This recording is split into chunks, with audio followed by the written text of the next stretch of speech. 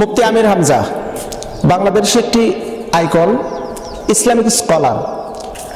বাংলাদেশ জামাত ইসলামের পক্ষ থেকে তিনি কুষ্টিয়া একটি আসনে নির্বাচন করতেছেন। তো এই বিষয়ে আমরা সকলে অবগত এবং গোটা বাংলাদেশের জনগণ এ ব্যাপারে সবাই সচেতন। মুফতি আমির হামজা একটি নাম নয়, বরং একটি ইতিহাস, একটা বিপ্লব। ইতিপূর্বে তিনি জেলখানায় ছিলেন লম্বা একটি সময়, আমরা সকলেই জানি। তো মুফতি আমির হামজাকে নিয়ে বর্তমান তাকে হুমকি ধামকি দেওয়া হচ্ছে, তাকে হত্যা করা হবে ইত্যাদি ইত্যাদি বিষয় নিয়ে আমরা সোশ্যাল মিডিয়াতে বিভিন্ন ভিডিওর মাধ্যম দিয়ে জানতে পেরেছি। মুফতি আমির হামজা তিনি তার একটি নিজস্ব ভেরিফাই পেজ থেকে, নিজস্ব ফেসবুক আইডি থেকে তিনি তার কিছু কথা উপস্থাপন করেছে, যেই লেখাটি পড়ে সবাই অবাক হয়ে গেছে। তিনি তার ফেসবুক স্ট্যাটাসে লিখেছেন যে সাম্প্রতিক আমাকে বিভিন্ন মহল থেকে, বিভিন্ন গোষ্ঠী থেকে আমাকে হুমকি ধামকি দেওয়া হচ্ছে, আমাকে হত্যা করা হবে। আমাকে প্রকাশ্যে মেসেজ দিয়ে, টেলিফোন করে বিভিন্নভাবে আমাকে হত্যার হুমকি দেওয়া হচ্ছে, আমাকে হত্যা করবে। তো আমি কুষ্টিয়ায় একটি আসন থেকে ইনসাফ প্রতিষ্ঠিত করার লক্ষ্যে লড়াই করে আসতেছি। আমার এই ইনসাফের লড়াই অব্যাহত থাকুক। আমাকে যদি কেউ বা কাহারা বা কোনো গোষ্ঠী বা কোনো দলের লোকেরা যদি আমাকে মেরে ফেলে, আমাকে হত্যা করে ফেলে, আপনাদের কাছে, গোটা বাংলার জমিনের মানুষের কাছে আমার দাবি রইল, আপনারা ইনসাফ প্রতিষ্ঠিত করবেন, ইনসাফকে প্রতিষ্ঠিত করবেন। এমনকি আমার 3টি মেয়ে, তাদেরকে দেখে রাখবেন। আমার এটাই হলো দাবি। প্রিয় বন্ধুরা, মুফতি আমির হামজা এমন একটি ফেসবুক স্ট্যাটাস দিয়ে গোটা বাংলার জনগণকে অবাক করে দিয়েছে। তারা এই স্ট্যাটাসের মাধ্যম দিয়ে ফুটে উঠেছে তাকে কারা হত্যা করার জন্য পরিকল্পনা নিয়েছে। মুফতি আমির হামজার এই ফেসবুক স্ট্যাটাসের মাধ্যম দিয়ে একটি কথা স্মরণীয়, একটি কথা মনে পড়ে যায়। ওসমান হাদি, শহীদ ওসমান হাদি, যার কথাটি প্রতিটি মানুষের হৃদয়ে লেখা হয়ে গেছে, যার প্রত্যেকটি কথা মানুষের মস্তিষ্কের ভিতরে এখনো সেই কথা বাজে। ওসমান হাদি বলেছিল যে আমি ইনসাফ প্রতিষ্ঠিত করার লড়াই করতেছি। হয়তোবা এমনটি হতে পারে আমাকে গুলি করে হত্যা করা হতে পারে, কিন্তু ওসমান হাদি থেকে আপনারা শিক্ষা নেন। ওসমান হাদি যদি ইন্তেকাল করে, যেই ইনসাফের লড়াই ওসমান হাদি করতে গিয়ে শহীদ হয়ে যাচ্ছে, শহীদ হয়ে গেল, এই ইনসাফ আপনারা প্রতিষ্ঠিত করবেন এবং আমার একটি সন্তানের জন্য আপনারা দোয়া করবেন, তাকে আপনারা দেখে রাখবেন। ওসমান হাদি এই কথাটা বলেছিল, আর সোশ্যাল মিডিয়াতে এই কথাটা ভাইরাল হয়ে গেছিল। শুধু ভাইরাল নয়, বরং সেটা বাস্তবিতও হয়ে গেল। ওসমান হাদি আর আমাদের মাঝে থাকলো না, ওসমান হাদিকে শহীদ করা হলো। সেই ওসমান হাদির মতন বক্তব্য মুফতি আমির হামজা দিলেন যে আমাকে হত্যা করা হবে, এরকম হুমকি ধামকি প্রকাশ্যে অপ্রকাশ্যে আমাকে বলা হচ্ছে। আপনারা ইনসাফ প্রতিষ্ঠিত করেন, কুষ্টিয়াতে ইনসাফ প্রতিষ্ঠিত করবেন। কেন মুফতি আমির হামজাকে হত্যা করা হবে? সাম্প্রতিক একটি ভিডিওকে বিতর্কিত করার উদ্দেশ্যে কিছু ভাইয়েরা এই ভিডিওটা নতুন করে সামাজিক গণযোগাযোগের মাধ্যম দিয়ে ভাইরাল করে দিচ্ছে। ভিডিওটি ছিল এরকম: বিএনপির একজন নেতা আরাফাত রহমান কোকো, তাকে নিয়ে একটি আলোচনা করতে গিয়ে একটি কথা মিস্টেক হয়ে আরাফাত রহমান কোকোর বিষয় নিয়ে একটি কথা মিস্টেক হয়েছিল। এই ভিডিওটা ছিল 2021 কি 22 সালের দিকে।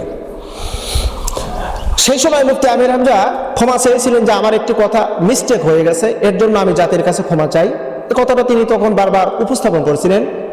তিনি ফেসবুক লাইভে এসে, এমনকি মাহফিলে, এমনকি ফেসবুকে বিভিন্ন স্ট্যাটাসের মাধ্যমে তিনি ক্ষমা চেয়েছিলেন।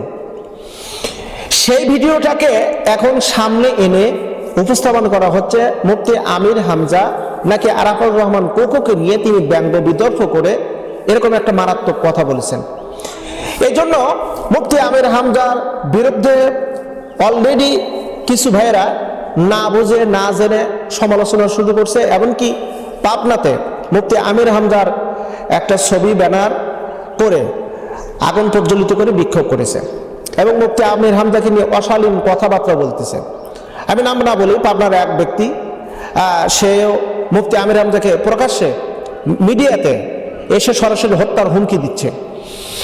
তা আসল বিষয়টা হলো, এই আরাফাত রহমান কোকর বিষয়টা নিয়ে মুফতি আমির হামজাকে জিজ্ঞাসাবাদ করার পর তিনি সোশ্যাল মিডিয়াতে সরাসরি এসে ক্ষমা চেয়েছেন যে এই ভিডিওটা আমার 2022 সালের, আমি আন্তরিকভাবে ক্ষমা চাচ্ছি। তো আমির হামজাকে এই বিষয়ে প্রশ্ন করাতে তিনি বলেছেন এই ভিডিওটা আমার, এই আলোচনাটা ছিল 2022 সালের, এটা একটা মিস্টেক, আমি এর জন্য ক্ষমা চেয়েছিলাম। তারপরেও তিনি আবার সোশ্যাল মিডিয়াতে এসে সরাসরি প্রকাশ্যে ক্ষমা চেয়েছেন যে আমাকে ক্ষমা করে দেন, আমি এই কথাটা বলতে আমার একটু মিস্টেক হয়ে গেছে। আমি আরাফাত রহমান কোকুকে তাকে উদ্দেশ্য করে আমার কোনো কথা আমি বলতে চাইনি বা বলার আমার ইচ্ছাও নেই। তারপরেও তার বিরুদ্ধে বিভিন্ন রকমের সমালোচনা। প্রিয় বন্ধুরা, মুফতি আমির হামজা যদি কোনো কারণবশত যদি মুফতি আমির হামজা যদি আঘাতপ্রাপ্ত হয় বা তার জীবন নাশের মতন একটা ঘটনা ঘটে যায়, তাহলে কিন্তু এর দায়ভার পড়বে কাদের উপরে?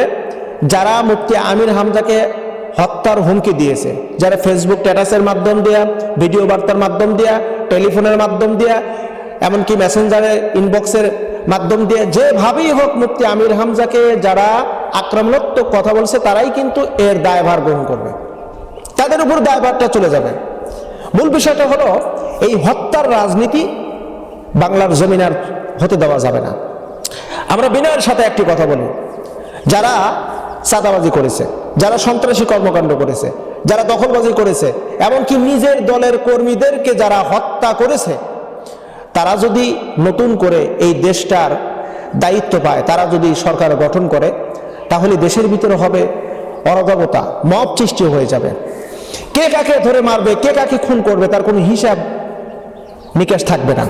আজকে হয়তো আমি কথা বলতেছি, আমাকে হত্যার হুমকি দিতে পারে, আপনি সত্য কথা বলবেন, তাদের বিরুদ্ধে কথা বলবেন, আপনাকে হত্যার হুমকি দিতে পারে। এটাই কিন্তু স্বাভাবিক। এই হত্যার রাজনীতি বন্ধ করতে হলে, ন্যায় ইনসাফ ভিত্তিক সমাজ প্রতিষ্ঠিত করতে চাইলে ন্যায় সৎ লোকের বিকল্প নেই, আল্লাহর আইনের বিকল্প কিছু নেই। আর সৎ লোকের শাসন, আল্লাহর আইন প্রতিষ্ঠিত করতে হলে অবশ্যই যারা সৎ, মেধাবী, তাকওয়াবান, দেশপ্রেমিক, তাদেরকে আপনারা সিলেকশন করুন, তাদেরকে আপনারা চয়েস করে তাদেরকে আপনারা গ্রহণ করুন, তবেই কেবল দেশ জাতি নিরাপত্তার সাথে থাকবে, নতুবা থাকার কোনো অপশন থাকবে না। প্রিয় দেশবাসী, মুফতি আমির হামজার এই ফেসবুক স্ট্যাটাসটা আমাদের হৃদয়কে আঘাত করেছে, আমাদের ভিতর থেকে অনুশোচনা তৈরি করে দিয়েছে। আসলে আমরা মুফতি আমির হামজাকে নয়, গোটা বাংলার জমিনের নিরীহ কোনো মানুষকে অন্যায়ভাবে হত্যা করবে, অন্যায়ভাবে হুমকি ধামকি দিবে, আমরা এটা মেনে নিতে পারবো না, আমরা এটা মানতে পারবো না।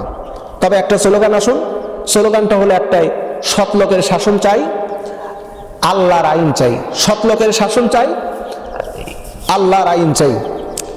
এটাই হোক বাংলার, আগামীর বাংলার স্বপ্ন বাস্তবায়নের একটি রূপরেখা।